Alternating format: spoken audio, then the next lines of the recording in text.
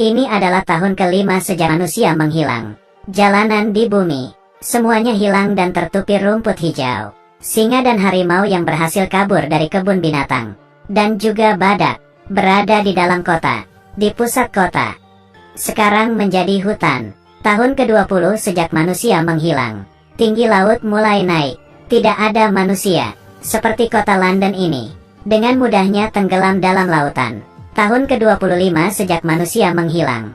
Bangunan kota akan tertutupi tanaman. Tumbuhan akan hidup. Menghilangkan jejak manusia. Tahun ke-50 sejak manusia menghilang. Transportasi yang biasanya di jalan akan mulai hancur dan menjadi sampah. Bangunan yang ditinggalkan menjadi bangunan bersejarah. Di tahun ke-100 sejak manusia menghilang, yang bersama dengan manusia selama 125 tahun. Jembatan Brooklyn, setelah manusia menghilang, 100 tahun pun tidak bisa bertahan. Tali mulai putus, dan jembatannya mulai rusak. Pada akhirnya roboh. Semuanya menjadi peninggalan.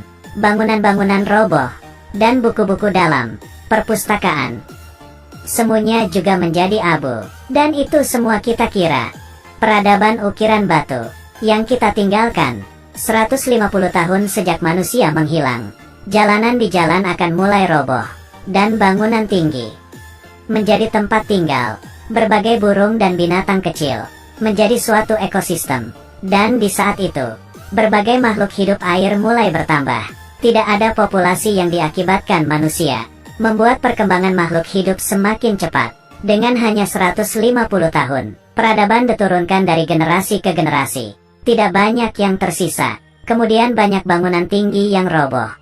Ini adalah di tahun ke-200 sejak manusia menghilang. Menara Eiffel akan roboh. Di tahun ke-500 sejak manusia menghilang. Bangunan lainnya juga akan mulai terpisah. Rata-rata tiap bangunan sudah kehilangan beberapa.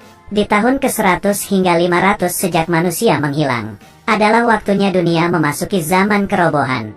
Pada tahun ke-1000 setelah manusia menghilang, kota yang sudah dikuasai tumbuhan pun kembali menjadi bentuk bumi di awal mula. Manusia sudah hilang tanpa jejak. Tahun ke-5000 setelah manusia menghilang, alam di bumi pun kembali ke bentuk awal.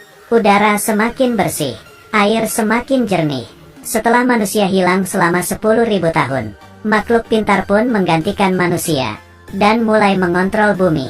Besi yang mulai hancur, kayu yang mulai hancur. Di saat manusia menghilang selama 10.000 tahun, apakah masih ada bukti bumi begitu besar? Bahkan tembok raksasa yang begitu panjang dan piramida di Mesir pun menghilang. 10.000 tahun bagi manusia sangatlah lama, tapi bagi planet bumi hanyalah sebentar. Bumi sudah hidup selama 4,6 miliar tahun. Bila diubah dalam bentuk jam, 10.000 tahun tidak sampai setengah detik. Nenek moyang sudah menghabiskan waktu puluhan juta tahun belajar untuk berdiri dan berjalan, merangkak dan makan. Tapi sejak revolusi industri pertama, kita menggunakan waktu yang tidak sampai 150 tahun, membuat bumi menjadi hancur. Bumi hidup sebelum manusia muncul, dan setelah manusia hilang pun bumi bisa memiliki hidup baru lagi. Bila manusia benaran hilang, bumi akan menjadi semakin baik, tapi manusia tidak bisa meninggalkan bumi.